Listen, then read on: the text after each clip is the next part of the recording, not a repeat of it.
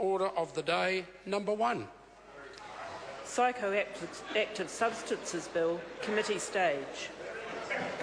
I declare the House in committee for consideration of the Psychoactive Substances Bill. Mr. Speaker. Mr. Chairman.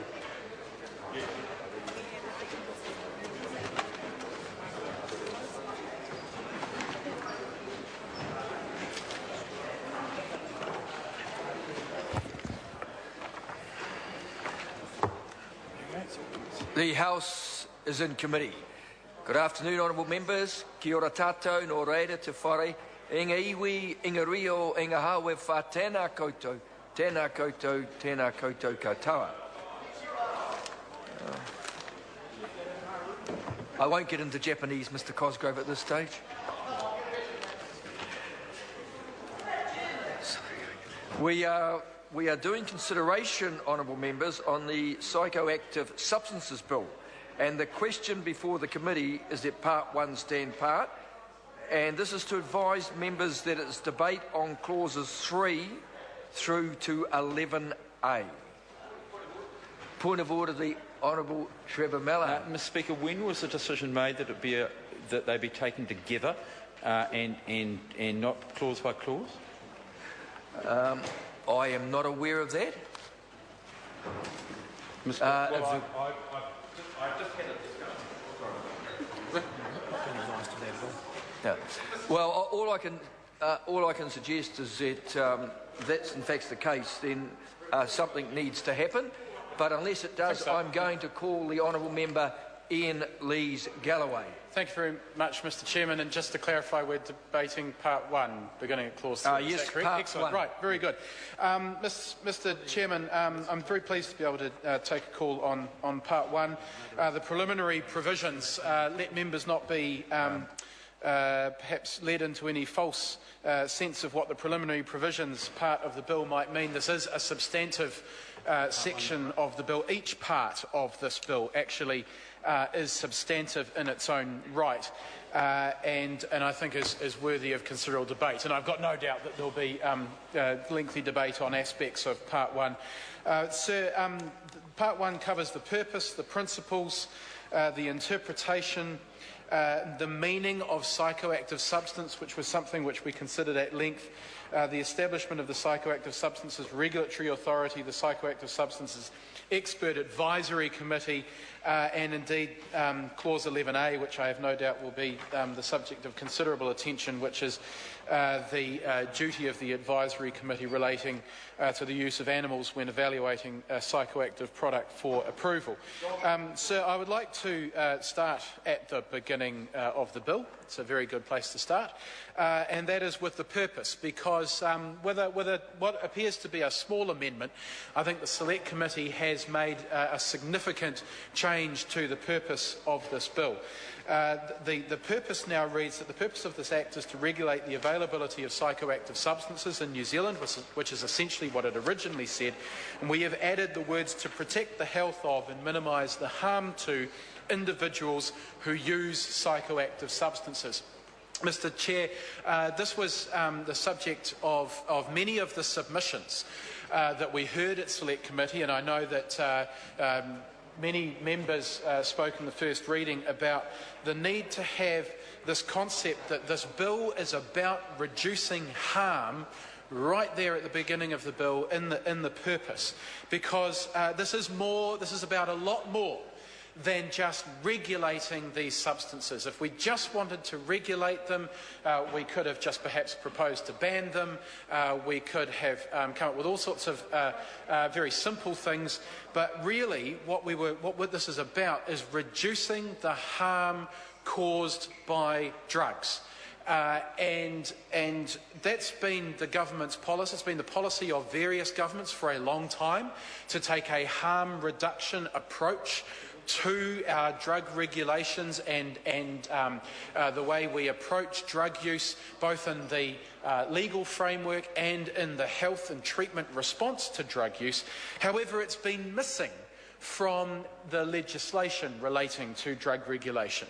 And I think it's really a really important step that this new piece of legislation that relates to drug regulation includes this in the purpose, that the purpose of the legislation is in fact to reduce harm. And I think a lot of people will probably hear this time and time again, that this bill is a good step forward in terms of drug regulation, that may prove to be a good template for how we might approach the regulation of other substances as well. And this concept of harm reduction actually appearing in our legislation, I think, is one of the most important steps forward. And it was disappointing, actually, that it wasn't in the original bill, but it was clear from the outset that all members of the Select Committee thought that including that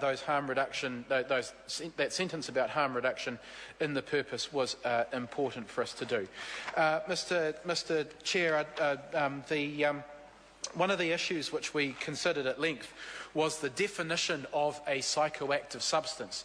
And we had a range of different views at Select Committee about whether or not there should be a definition of psychoactive substance and how we might define psychoactive substance. And I know this was something which tested the officials as to exactly how we would define a psychoactive substance. I think what the committee has done is exactly the right thing in terms of leaving the definition of a psychoactive substance sufficiently broad. The bill now says that in this Act, unless the context otherwise requires, psychoactive substance means a substance, mixture, preparation, article, device or thing that is capable of inducing a psychoactive effect by any means in an individual who uses the psychoactive substance. That definition, that meaning of psychoactive substance, is deliberately broad in order to capture all potential new substances or even devices that may have a psychoactive effect. And this is a response to exactly the problem that this legislation is trying to deal with. And that is the fact that the Misuse of Drugs Act, which was perfectly adequate in 1975 but is utterly inadequate in the 21st century, was very narrow in its definition of exactly what substances fell under the Misuse of Drugs Act, and therefore, as time went on and the technology became available to develop the novel substances that this bill covers, we constantly, Mr. Chair, found ourselves in Parliament trying to add to the Misuse of Drugs Act to regulate all the new substances as they arrived, and it was just impossible to keep up. So this meaning of psychoactive substances deliberately broad to capture all of those new substances as they potentially come onto the market. So I've been asked by a number of people, will people be able to get around this bill by simply labelling a substance which is, could potentially be used, could be ingested by a person for psychoactive effect, something else, like incense or bath salts, or labelling it as having some other purpose. The intention of this clause is to overcome that problem where there is a deliberately misleading name given to a substance that tries to distract from the point that it can be used as a psychoactive substance.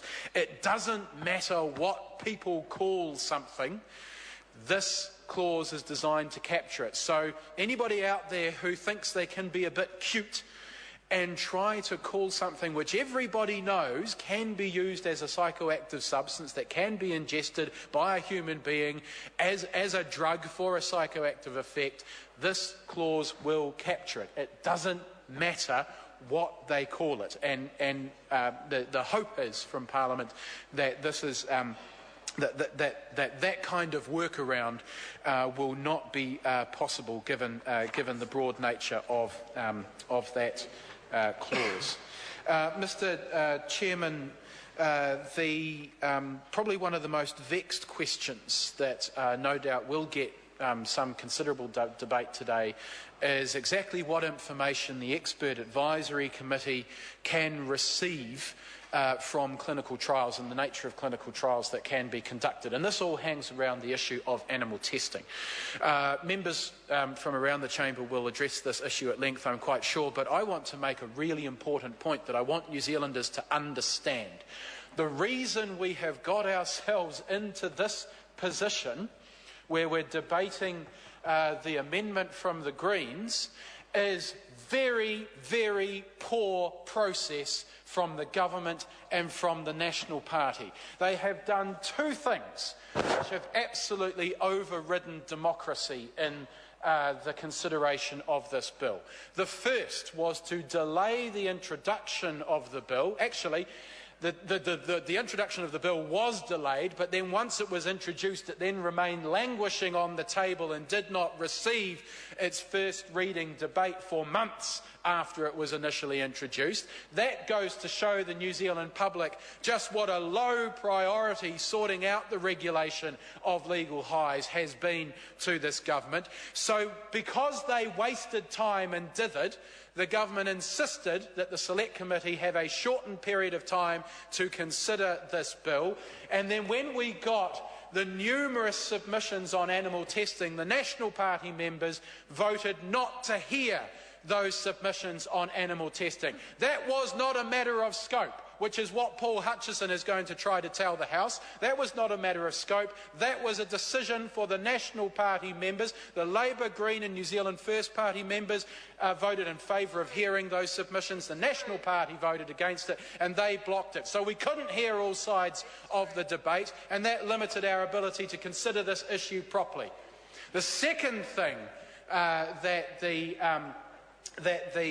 National Party did in order to block this, sir, was to limit that debate. So the first thing they did was not introduce the bill in time. The second thing they did was to stop us from hearing those submissions. So I'm really pleased, actually, when it became clear that the National Party wouldn't support any changes on animal testing, that the Labour Party members at the committee managed to actually get them to reach a compromise position.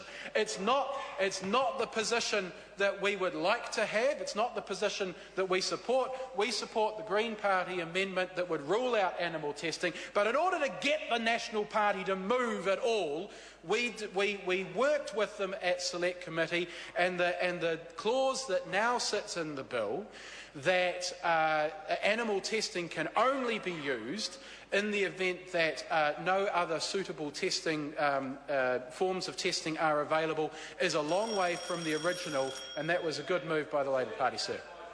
I call the honourable member Dr. Paul Hutchison. Thank you, Mr. Chair, for the opportunity to speak